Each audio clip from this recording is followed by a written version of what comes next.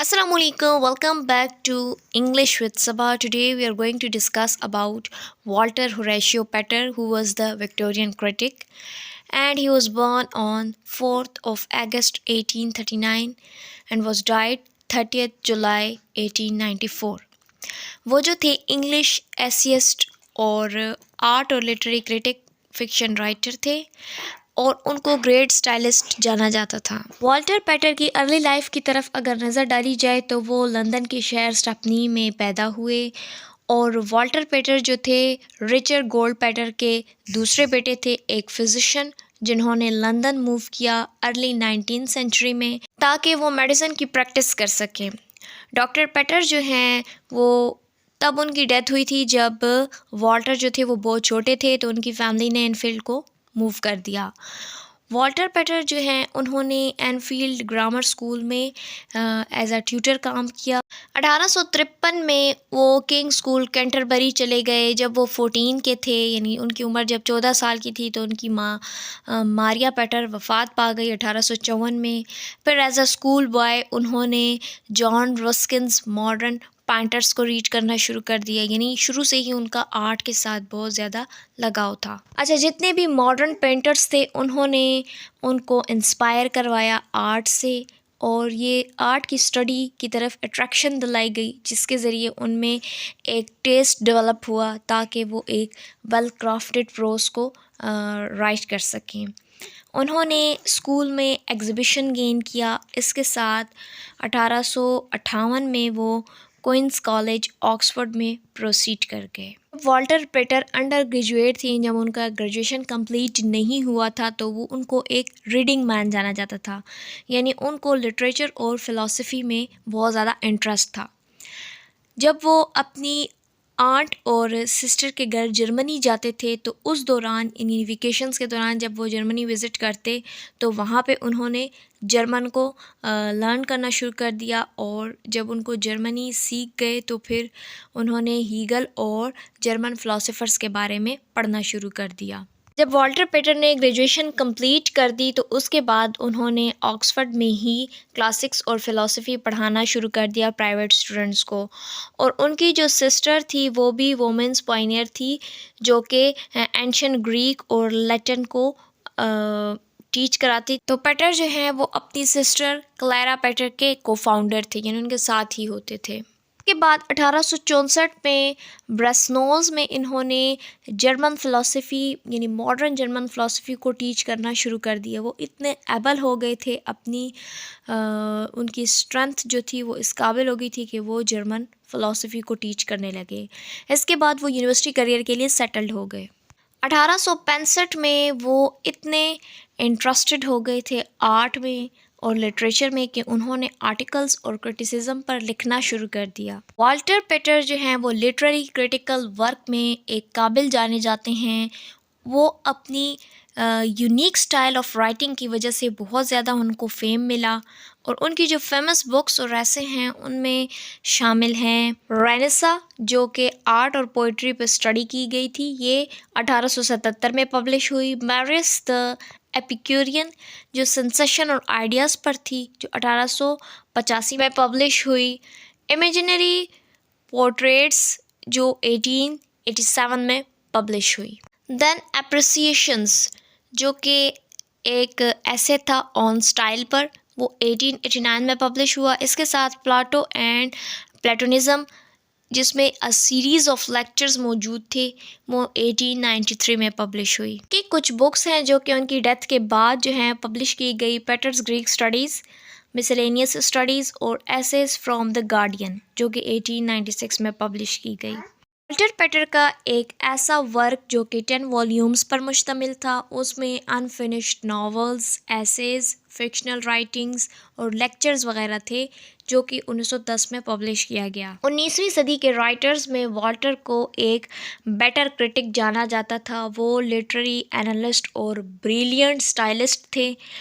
वो एक अच्छे टेस्टर थे, यानी राइटिंग मटेरियल में उनको बेस्ट राइटिंग चूज़ करनी होती थी, यानी बेस्ट राइटर थे, स्टाइलिस्ट थे। स्टाइल और आर्ट उनका एक बहुत ही इम्पॉर्टेंट टैलेंट जाना जाता है। 1869 में वॉल्टर ने इटली, पिसा, रेवेना और फ्लोरेंस को विज़िट किया और वो रेनेसा की स्टडी पर फुली तौर पर काबिज़ हो गए थे। यानी उनका मिशन था कि वो रेनेसा का जो वर्क है उसमें इंतहाई खूबसूरत तरीके से आर्ट पेश करें, यानी राइटिंग जो है वो स्टाइलिश होनी चाहिए उनकी। उनके जो मेनली वर्क हैं वो 3 किस्म के लिटरेरी पीरियड्स में डेवलप हुए। अच्छा, जो पहला वर्क है उनका वो critical work, most famous critical work जो है वो रेनेसा का है, जो कि रेनेसा के पीरियड की आर्ट और लिटरेचर को शो करता है। और सेकंड पीरियड जो था वो उनका एंशियंट ग्रीक, यानी जो क्रिटिकल राइटिंग थी वो हमें 2 किस्म की स्टडीज़ बताता है, ग्रीक और एंशियन, यानी कल्चर और ग्रीक दोनों को शो करता है। वो पहला जो है वो ग्रीक स्टडीज़ है और दूसरा प्लेटो एंड प्लेटोनिज्म। थर्ड पीरियड जो है वो कंटेम्प्ररी और मॉडर्न लिटरेचर को शो करता है।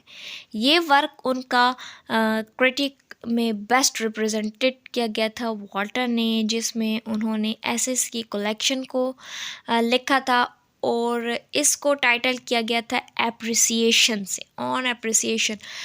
तो ये जो थे वो 3 पीरियड्स उन्होंने अलग अलग हमें अपने मुख्तलिफ काम के ज़रिए बताए थे, रेनेसा, ग्रीक स्टडीज़ और थर्ड जो था वो कंटेम्प्ररी और मॉडर्न लिटरेचर पे उन्होंने लिखा हुआ था। ये आपको पहले भी बताया है कि वो अपने स्टाइल की वजह से बहुत ज़्यादा फेम उनको मिला है। पेटर जो थे उनको प्रोज स्टाइल में भी बहुत ज़्यादा एडमायर किया गया था और उन्होंने इस एस्थेटिक आइडियल्स की वजह से बहुत ज़्यादा पेन जो है ना बहुत थक गए थे अपने काम को करेक्ट करते करते।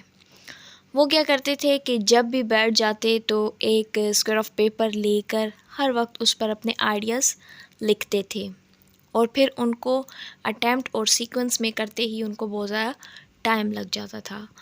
तो स्टाइल में जो है उनका कोई मोल नहीं, वो सब क्रिटिक्स से बेस्ट रहे। वो एक वर्सेटाइल राइटर थे। उन्होंने अपने टैलेंट्स और इंटरेस्ट को इंतहाई खूबसूरत तरीके से शो किया। उनके वर्क में cultural theory, art, history, painting, sculpture और आर्किटेक्चर वगैरह वाज़ेह रहे। क्रिटिसिज्म पर काम किया है तो शॉर्ट स्टोरीज़, लेक्चर, आर्टिकल्स, और उन्होंने जो है वो ओल्ड और मॉडर्न इंग्लिश लिटरेचर के क्रिटिक्स पर लिखा। उनके काम में कितनी फ्रेशनेस पाई जाती थी और एसी बेंसन ने उनके स्टाइल के बारे में क्या कहा कि उनका स्टाइल जो है वो एब्सोल्युटली और बिल्कुल न्यू दिखाई देता है और ये सजेस्ट किया है कि कुछ ख़ास किस्म की नोयत पाई जाती है उनके काम में, यानी हर वक्त उनके काम में कुछ ना कुछ न्यूनेस दिखाई देती है। वॉल्टर पेटर्स जो वर्क लिखते थे वो कोई सब्टल एंड सुपरफिशियल नहीं होते थे। इसका मतलब ये है कि यानी वो क्लेवरली कोई इनडायरेक्ट मेथड यूज़ करके अचीवमेंट हासिल नहीं करते थे। किस चीज़ को अचीव करने के लिए वो कोई इनडायरेक्ट मेथड यूज़ करें, नो। उनका जो वर्क था उसमें बहुत ज़्यादा गहराई और रिचनेस पाई जाती थी। वॉल्टर पेटर के काम की एक ये भी नोयत थी, ख़ासियत थी कि वो जो हैं हवा में बातें नहीं करते थे। वो एक ख़ास किस्म के पहलू पर बात करते और वो फ़िलॉसफ़ी यानी नेचुरल फ़िलॉसफ़ी उसमें शामिल होती थी। उनका काम बहुत बाअसर था, जो बाद के क्रिटिक्स थे उनके लिए भी बहुत असर उसने छोड़ा, जैसे कि Virginia Woolf, James Joyce etcetera. अगरचे वॉल्टर पेटर जो हैं वो आज हम में नहीं हैं, लेकिन अपने राइटिंग की वजह से वो स्टिल ऐसे हैं जैसे नेवर डाइंग, यानी कभी वो फना नहीं हो सकते। Students, it was all about today's lecture, which was based on Walter Horatio Pater biography. Coming videos, I'll try my best to explain his essay, like on appreciation, style, art for art's sake, etc. So till that time, you have to wait for the coming videos. Take care of yourself. See you soon. Allah Hafiz.